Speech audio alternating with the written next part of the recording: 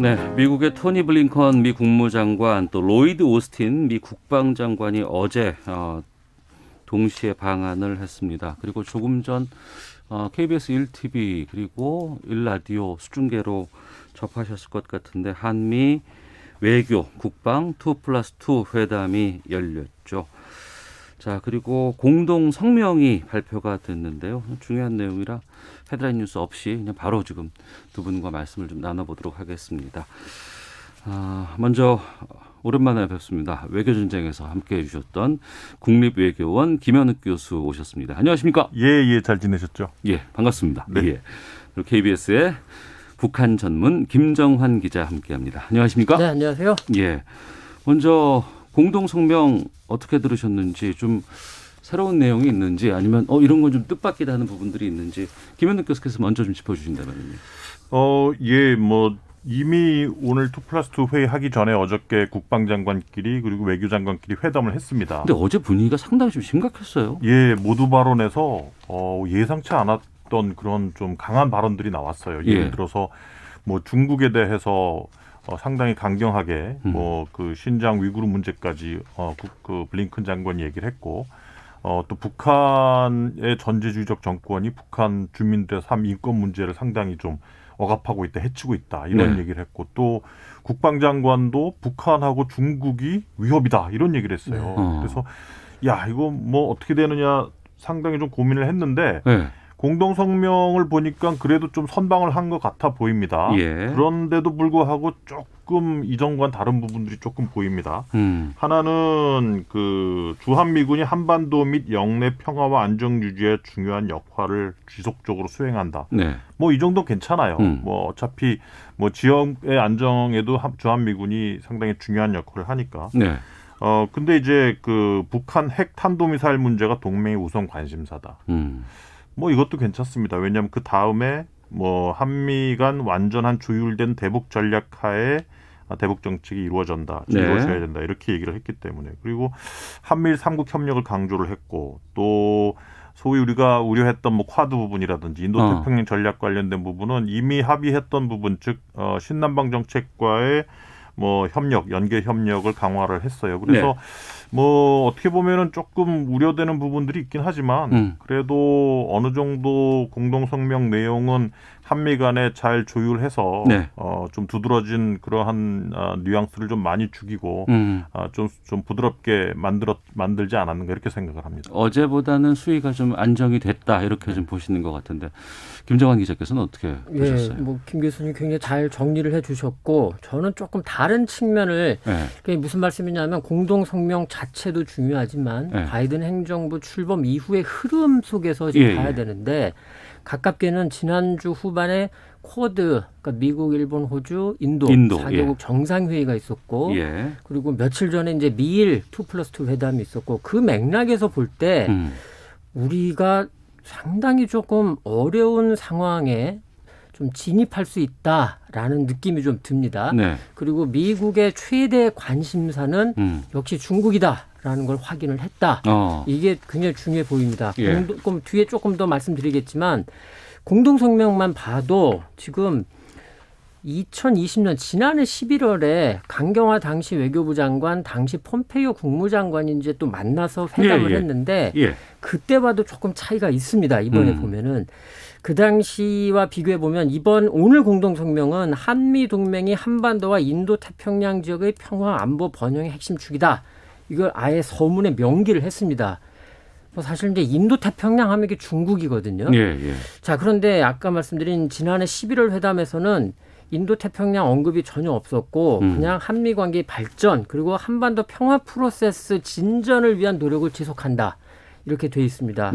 자, 그리고 오늘 공동성명에서 교수님 말씀하신 대로 북한 핵 탄도미사일 문제 이거를 또 강조는 했는데 우리 정부가 추진하고 있는 한반도 평화 프로세스에 대한 언급이 없어요. 이 부분은 저는 굉장히 난처할 수 있다. 나중에 우리가 이제 해석의 영역에 들어가서 상당히 난처할 수 있다. 이렇게 생각이 들고 그리고 그러니까 미국과 한국의 관심사가 좀 다른 거죠. 우리는 북한 핵 문제, 네. 탄도미사일을 포함한 평화체제 구축이 중요하고 미국은 그걸 무시하는 건 아니지만 네. 중국이 최대 관심사고 이런 간극이 지금 확인됐다 볼 수 있고 그리고 지난달에 정의용 신임 외교부 장관이 블링컨 국무장관과 통화를 했을 때 그때 그 자료를 보면 한반도의 완전한 비핵화를 위해서 긴밀히 공조한다 이런 언급이 있는데 이번 공동성명엔 그 언급이 없습니다. 네. 이거를 어떻게 우리가 좀 해석해야 되는지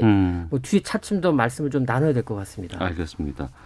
바이든 행정부 출범한 이후에 외교 정책 어떻게 펼 것인지에 대해서 많은 궁금증이 있었고 특히 우리는 아무래도 이제 대북 문제가 가장 중요한 부분이기 때문에요. 근데 지금 서서히 분위기가 어떤 뭐 뉘앙스로 갈 건지 이런 방향들이 좀 생기고 있는 것 같아서 좀 여쭤보겠습니다. 어제 국방장관, 외교장관 회담이 각각 열렸고 오늘은 2+2 회담으로 갔습니다. 대북 정책 어떻게 지금 나오고 있는 거예요, 이게? 뭐 미국 블링컨 장관이 계속 해왔던 얘기들을 보면 일단 쿼드 정상회담이 지난주에 있었어요. 예.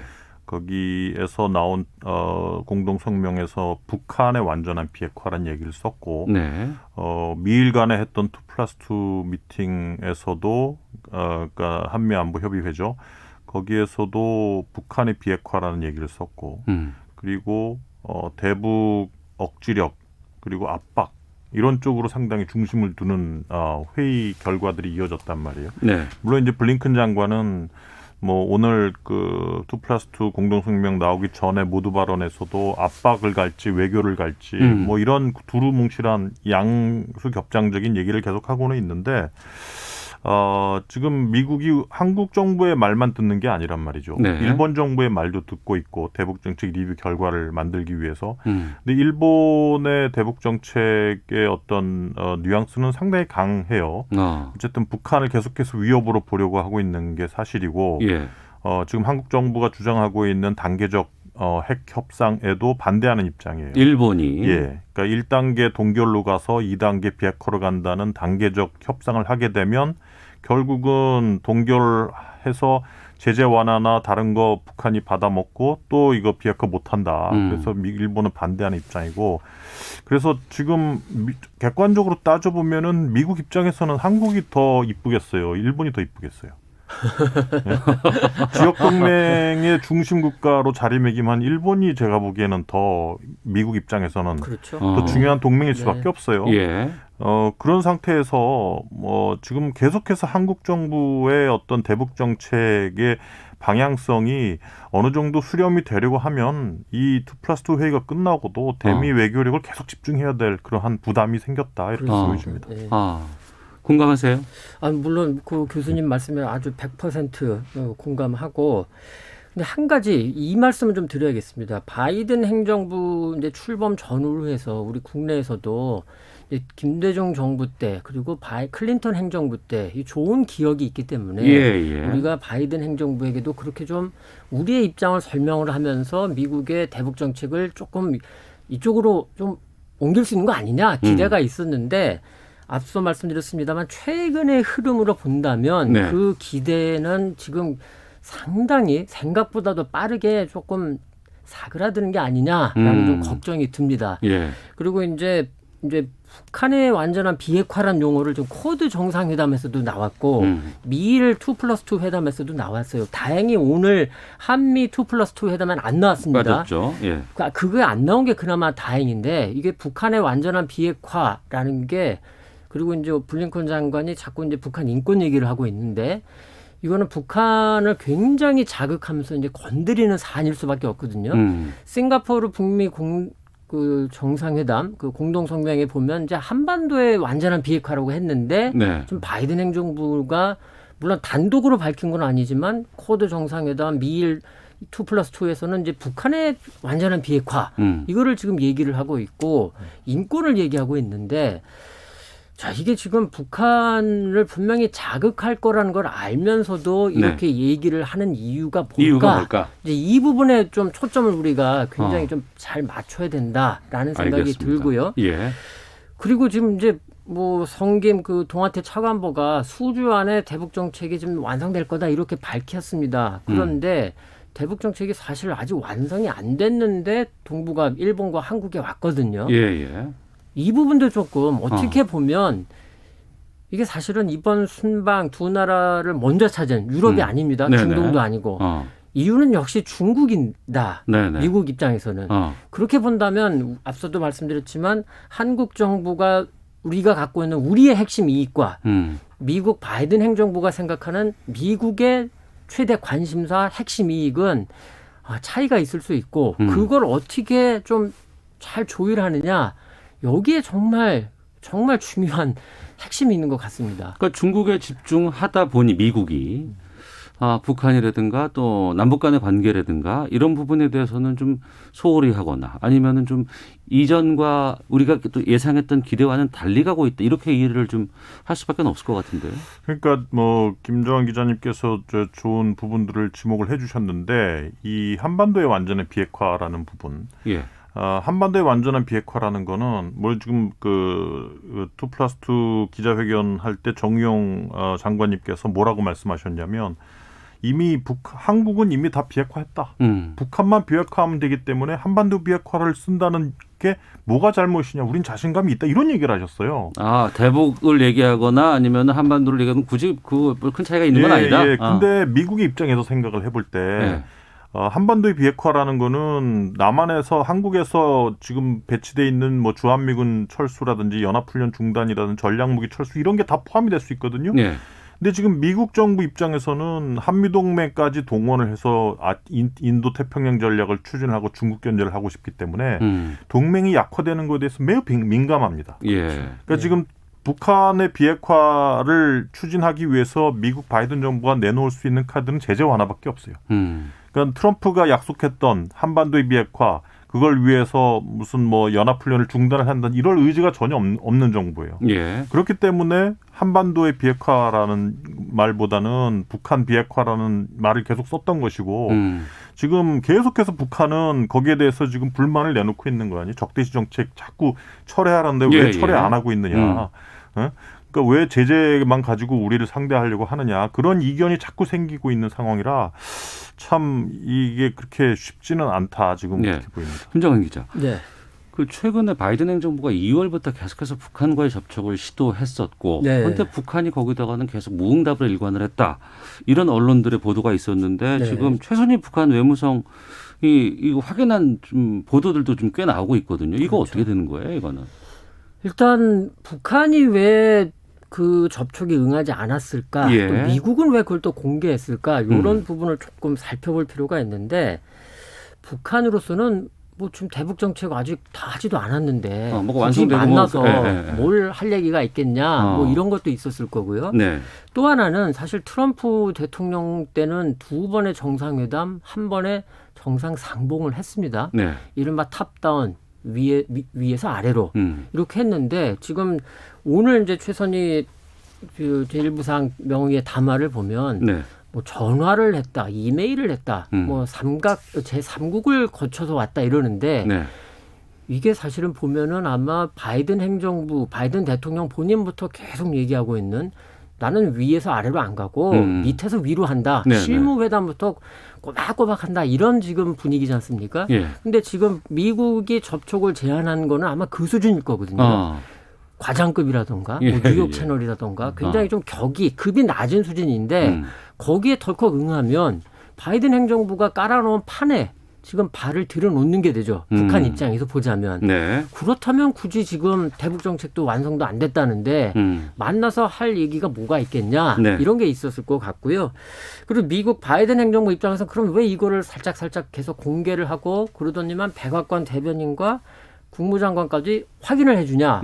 이런 것 같습니다. 뭐 계속 나왔던 얘기입니다만 북한이 혹시라도 이른바 군사적 도발을 할 가능성 거기에 대해서 이제 관리를 우리가 메시지를 계속 보내서 관리를 하고 있다. 이런 거를 조금 뭐 국제사회도 알리고 만에 하나 우리가 이렇게 했는데 북한이 응답을 안 했다. 그런데 뭔가 지금 미국에서 요 며칠 사이에 북한이 수일 안에 뭐 미사일을 또 쏠 수도 있다. 뭐 지금 이런 얘기가 지금 미국 군의 고위 관계자가 지금 말을 했습니다. 네.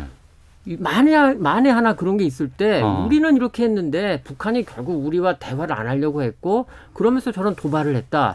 이런 측면도 있는 것 같고 또 하나는 중국에 네. 우리가 이렇게 하고 있다라는 걸 또 보여주기도 하고 그리고 이런 걸 언론에 공개함으로써 북한이 어떻게 나올까 이걸 좀 떠보는 이런 측면도 있어 보입니다. 김현욱 교수께서는. 예, 뭐 미국 측에서 분명히 얘기를 했죠. 그러니까 to reduce the risk of escalation. 그러니까 긴장이 점점 더 극대화되는 걸 막기 위해서. 그러니까 이제 지금 대북 정책을 리뷰하는 중인데 갑자기 북한이 뭔가 도발을 한다든지 그러면 미국이 생각하고 있는 대북 협상이나 외교의 어떤 프레임을 갖추기도 전에 완전히 대화가 다 끝나버리는 거예요. 또다시 이제 도발 국면으로 돌아 이 긴장 국면으로 간단 말이에요. 예. 뭐 지금 바이든 정부로서는 뭐 북한 문제나 중국 문제나 이런 것을 상의하기 위해서 그 동맹국들과의 지금 뭐 그 관계를 계속해서 강화해야 되는 상황인데 그런 게 끝나기도 전에 북한이 도발을 해버리면 모든 판이 다 끝나버리는 거예요 지금. 오바마 행정부 때 딱 그랬었죠. 한국하고 뭘 해야 될지도 모르는 거죠. 그래서 뭔가 좀 그때까지는 조금 북한을 좀 잠재우려는 좀 도발을 하지 않도록 좀 그렇게 하는 그러한 의도가 가장 컸다고 봅니다. 네. 그러니까 이 방한 두 장관의 방한 하루 앞둔 지난 16일에 김여정 부부장의 담화가 나오기도 했습니다. 네. 이제 이 부분이 우리가 좀 북한의 어떤 행간을 좀 읽어볼 수 있는 담화가 아닐까 싶은데, 근데 여기서 남북 군사 합의서 파기 등을 뭐 얘기하기도 했다더라. 네. 강경했다 이런 분위기도 있고 아니다 그냥 어차피 그냥 뭐 아주 완곡한 표현으로 우리가 받아들여야 된다 이런 또 분석도 있거든요. 거기에 대해서도 입장을 좀 말씀해 주시죠. 절제됐다라고도 뭐 평가를 하는 것 같은데요. 근데 네. 그 원문을 찬찬히 읽어보면 굉장히 감정적이고 좀 거칩니다. 뭐 김여정의 좀 담화가 좀 그런 면이 뭐 있죠. 계속 그런 측면이 있는데 네. 자 그런데 이런 거죠. 쉽게 좀 간단하게 보자면 한국을 남한을 계속 두드리고 압박을 해서 한국이 좀 움직여서 미국 바이든 행정부를 조금 움직여라. 이런 측면이 좀 강해 보입니다. 분명히. 네, 네. 그런데 이제 한 가지 걱정스러운 건 남북 군사 분야 합의서. 이게 진짜 만에 하나라도 파기를 한다 이렇게 간다면 네. 그 상황은 이제 지난해 남북 공동 연락사무소 폭파. 그거보다 더 파장이 클 수 있다. 사실 뭐 조평통이나 금강산 관광총국 뭐 지금 뭐 이제 더 이상 안 하겠다. 뭐 이 정도는 그럴 수 있어요. 물론 조평통이 간단한 건 아니지만 그런데 군사 분야 합의서를 진짜로 파기를 하는 것까지 간다면 남북 관계가 정말 어려워질 수 있다. 이런 측면이 있고 네. 그리고 하나 또 좀 봐야 될 건 북한의 내부 사정이 좀 안 좋아요. 그렇죠.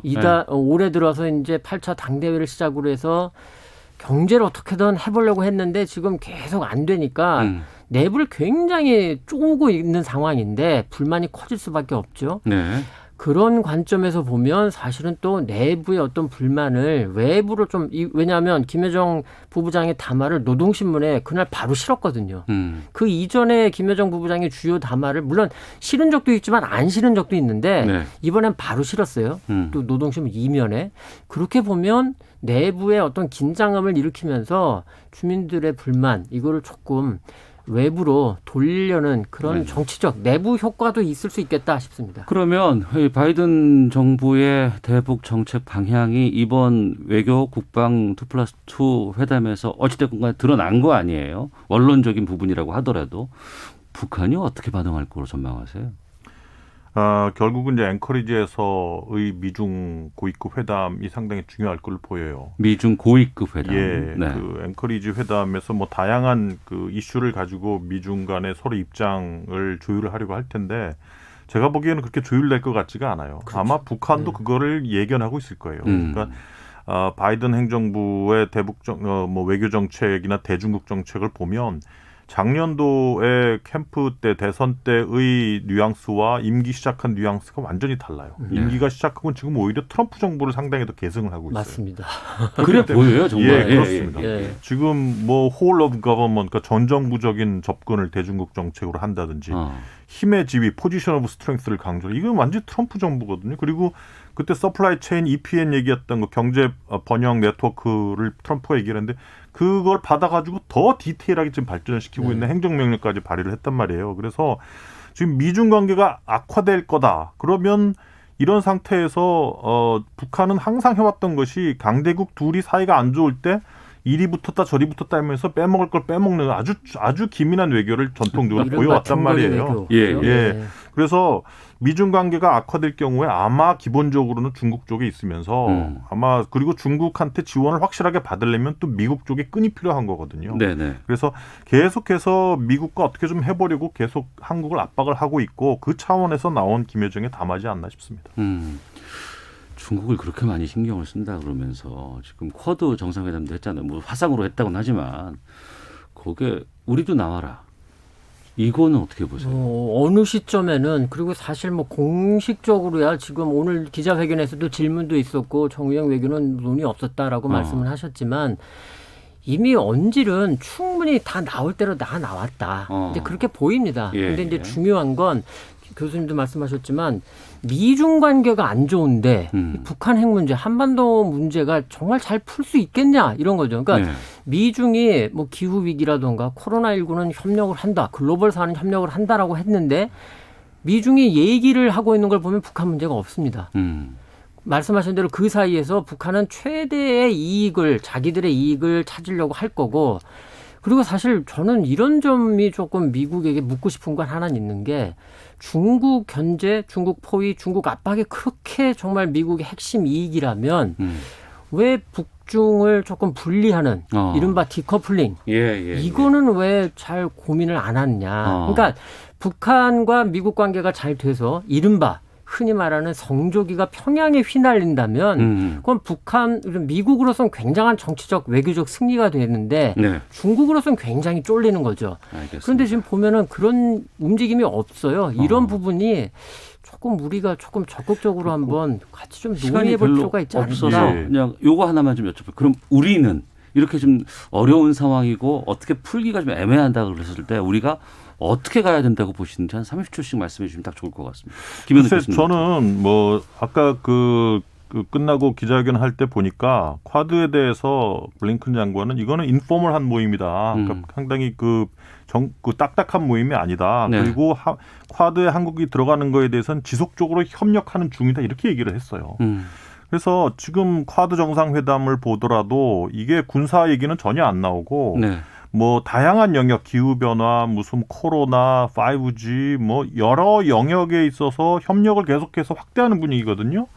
그래서 저는 한국 정부가 중국이 매우 껄끄러워하는 분야 예를 들어서 군사협력은 뭐 확실하게 우리가 제껴주더라도 이미 신남방 정책하고 협력을 하지 않았습니까? 그래서 그런 나머지 분야들에 대해서 쿼드 협력이라든지 이런 건 하고 거기에 대해서 뭔가 미국에게 대북 정책을 좀 요구할 건 요구하자 이렇게 보여집니다. 김정은 기자님. 지금 우리 한국 정부는 삼중고입니다. 남북 관계 어렵죠. 미국과의 관계 지금 한국과 미국의 핵심 이익이 상당히 다릅니다. 미국은 뭐 전 지구적인 규모고 우리는 뭐 지역적인데 중국과도 지금 어렵죠. 자 여기서 글쎄요, 뭐 국내 상황까지 겹치고 있는데 정말 좀 어려운 시기로 빠르게 진입하고 있어서 좀 개인적으로는 걱정이 많이 됩니다. 걱정이 많이 됩니다로 마무리하도록 하겠습니다. 자, 두 분 오늘 말씀 고맙습니다. 수고하셨습니다. 감사합니다. 잠시 후 2부 각설하고로 돌아오겠습니다.